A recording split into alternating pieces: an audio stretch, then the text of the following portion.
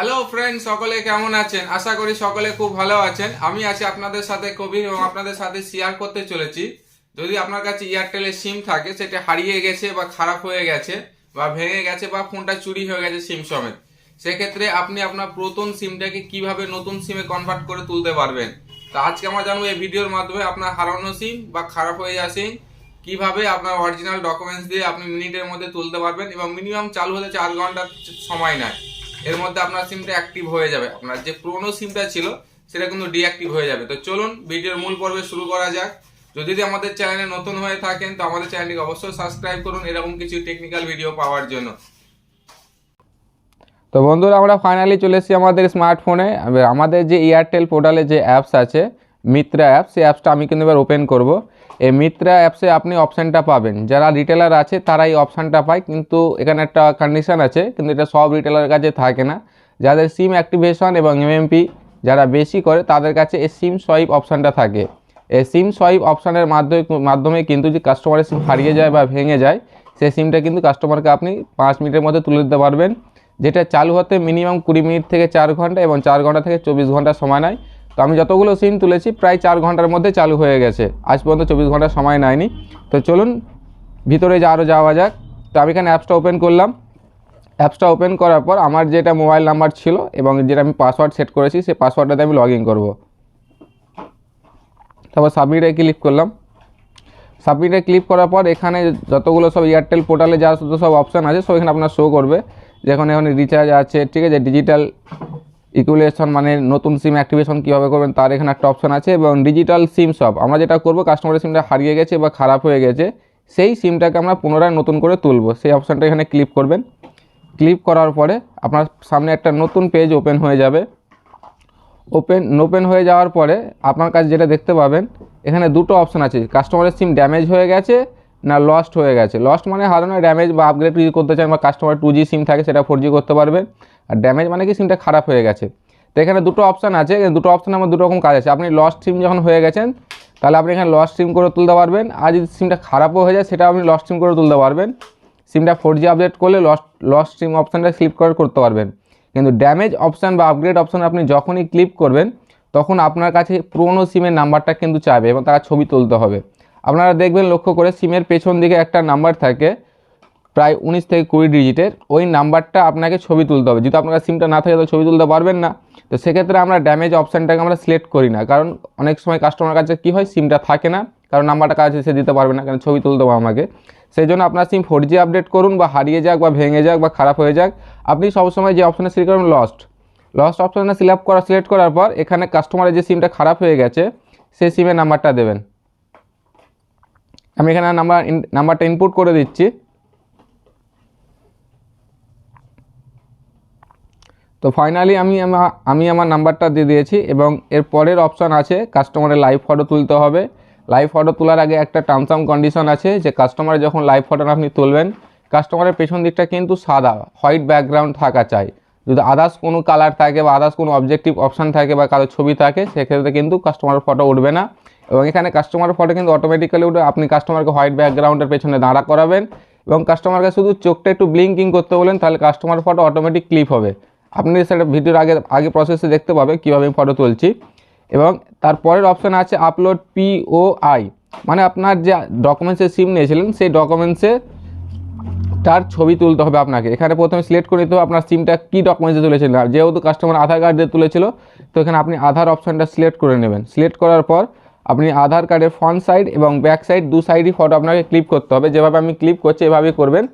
এখানে হালকা একটুখানি যদি ব্লার এসে যায়, হালকা কোনো রকম কালার এসে যায় বা আবছা এসে যায়, কিন্তু এখানে কিন্তু কোম্পানি সঙ্গে সঙ্গে রিজেক্ট করে দেয় সিমটাকে। তাহলে আপনাকে আবার দ্বিতীয়বার খাটতে হবে প্রথম থেকে। যেহেতু এখান থেকে ছবি ভালো আসছে না, আমি একটা জায়গা খুঁজে নিই লাইটের কারণে।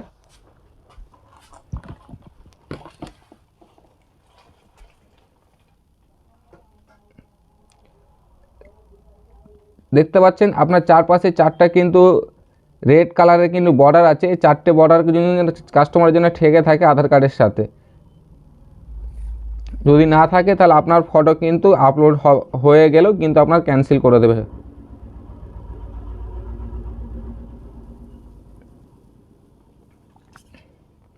এটা আমার ফ্রন্ট সাইডের ফটো তোলা হয়ে গেছে। এবং আমি যেটা করবো এবার ব্যাক সাইডের ফটো ক্লিক করব।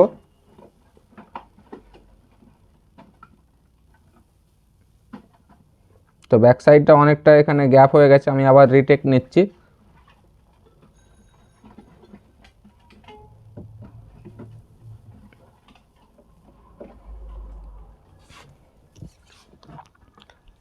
নেওয়ার পর অনেক সময় এই অটো ফিল আপ হয়ে যায় ডকুমেন্টস, যদি না ফিল আপ হয় তো আপনাকে সেটা ম্যানুয়ালি ফিল আপ করতে হবে। এখানে দেখুন অটোমেটিক্যালি কিন্তু কাস্টমারের আধার নাম্বার এবং নাম, ডেট অফ বার্থ এবং তার ফাদার নাম কিন্তু সিলেক্ট হয়ে গেছে। এখানে কিছু অপশান আছে যেগুলো আপনাকে ম্যানুয়ালি বসাতে হবে। কাস্টমার লাস্টে কত রিচার্জ করেছিল সেই অ্যামাউন্ট এখানে আপনাকে বসাতে হবে। 300 কত টাকা? কাস্টমারের লাস্টে 379 রিচার্জ হয়েছিল, যেটা 3 মাস আনলিমিটেড কল থাকে এবং প্রতি মাসে 2 জিবি করে নেট দেয়।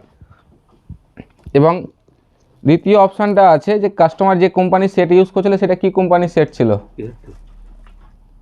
Model Nokia.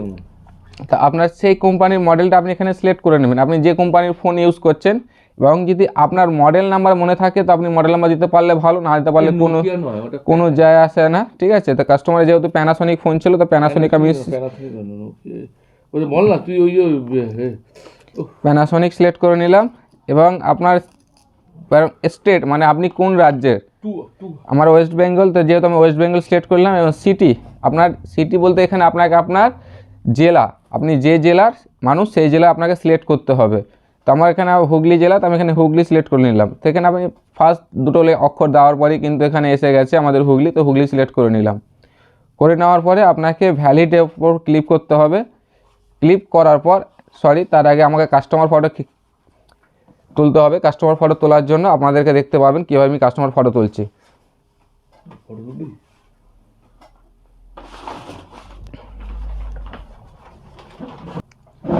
তো কাস্টমারের ফটো আমার ব্যাকগ্রাউন্ডে একটা সাদা পেপার ধরে নিয়েছি এবং কাস্টমারের ফটো খিঁচবো আমি। তো দেখতে পাচ্ছেন কাস্টমার, হালকা চোখটা বন্ধ করে খোলো, কাস্টমারের অটোমেটিক কিন্তু ফটো কিন্তু ক্যাপচার হয়ে গেছে এবং ব্যাকগ্রাউন্ডটা কিন্তু সাদা আছে। এবার আমি ডানে ক্লিক করব। ডানে ক্লিক করার পর আপনি ভ্যালিডের ওপর ক্লিক করবেন। অনেক সময় হয় কি যে কাস্টমার বলে না আমার নামে সিম আছে, কিন্তু যখন আমরা ভ্যালিডের ওপর ক্লিক করি অন্য কোনো নাম দেখায়।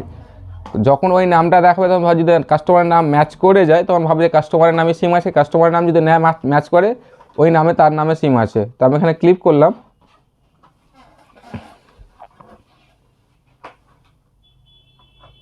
ক্লিক করার পর এখানে প্রথমে কাস্টমার ইনফরমেশান ইজ ম্যাচ, মানে কাস্টমারের নামে সিমটা আছে। অনেক সময় হয় কি যে অনেক দিন আগে সিম তুলেছে তো কার নামে তুলেছে ভুলে গেছে, আপনি এটার মাধ্যমে কিন্তু কাস্টমারের সিমটা কার নামে আছে সেটাও চেক করতে হবে। আপনার এখানে 2 in 1 কাজ হয়েছে, আপনার নামটাও চেক করে যে সিমটা কার নামে আছে এবং আপনার সিমটা আপনার রিপ্লেস করে তোলা হয়ে যাচ্ছে। সে 2G হোক 4G হোক বা ভেঙে যাক সেটা আপগ্রেড হয়ে যাচ্ছে। তারপর আপনার কাছে একটা সিম কার্ড থাকবে, সেই সিম কার্ডটার এখানে আপনি একটা ছবি তুলবেন। সিম কার্ডের একটা কিউআর কোড থাকে, সেই কিউআর কোডটা এখানে আপনি স্ক্যান করে নেবেন। এই যে এখানে আতস কাঁচ আছে, আতস কাঁচের উপর ক্লিক করবেন।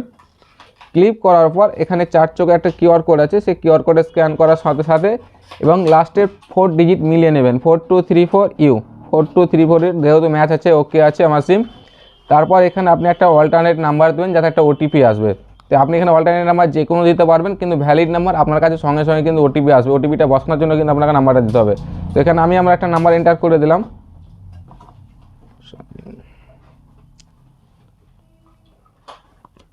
করার পর এখানে ডিক্লারেশন বাই কাস্টমার এখানে চেকপোস্টে ক্লিক করবেন। ক্লিক করার পর এখানে সেন্ড ওটিপিতে ক্লিক করবেন।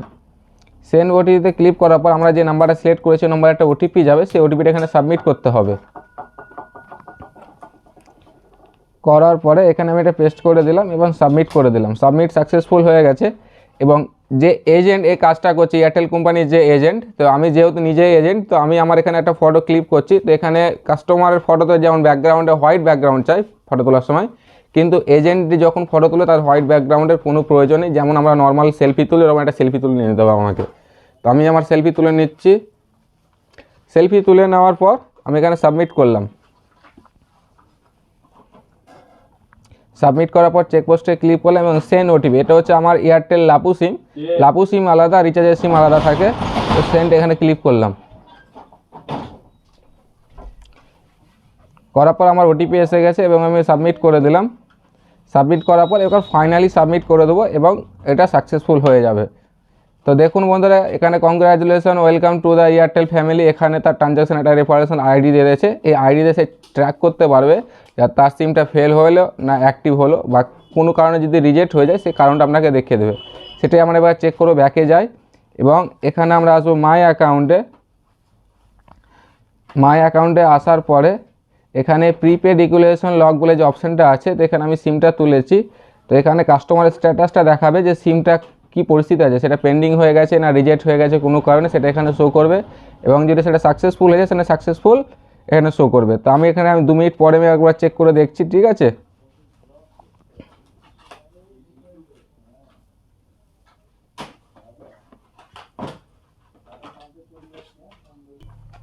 তো ফাইনালি ফ্রেন্ড আমরা একবার চেক করে দেখবো কাস্টমারের সিমের স্ট্যাটাসটা কী দেখাচ্ছে। 5 মিনিট পর আমার হয়ে গেছে মনে হয়। তো আমি মাই অ্যাকাউন্টে এলাম, মাই অ্যাকাউন্টে আসার পর প্রিপেড ইকুয়েশন লগে ক্লিক করলাম এবং ফাইনালি আপনারা দেখতে পাচ্ছেন যে এটা সাকসেসফুলি হয়ে গেছে। কিন্তু সাকসেসফুল দেখানো মানে কি তোমার রিজেক্ট হলো না, কাস্টমার সাকসেসফুল হয়ে সিমটা অ্যাক্টিভ হবেই হবে। এবং এটা চালু হতে মিনিমাম 20 মিনিট থেকে 4 ঘন্টার সময় নেয়। এই সময়টা আপনাকে ওয়েট করতে হবে। আর আপনি যদি সিমটা সঙ্গে সঙ্গে ফোনে লাগিয়ে নিন তো সারাদিন লাগিয়ে রাখলে আপনার টাওয়ার আসবে না। তো সিমটাকে আপনি যখনই লাগাবেন, লাগানোর 4 ঘন্টা পরে একবার সেটটাকে অফ করে অন করতে হবে, তারপরে আপনি কিন্তু টাওয়ার পাবেন। ঠিক আছে বন্ধুরা, তো আজকের ভিডিও ছিল এই পর্যন্ত। যদি আমাদের ভিডিওটি ভালো লাগে তো অবশ্যই আমাদের চ্যানেলটিকে সাবস্ক্রাইব করুন এরকম কিছু টেক ইউনিক ভিডিও পাওয়ার জন্য। তো বাই বন্ধুরা, দেখা হবে নেক্সট ভিডিওতে।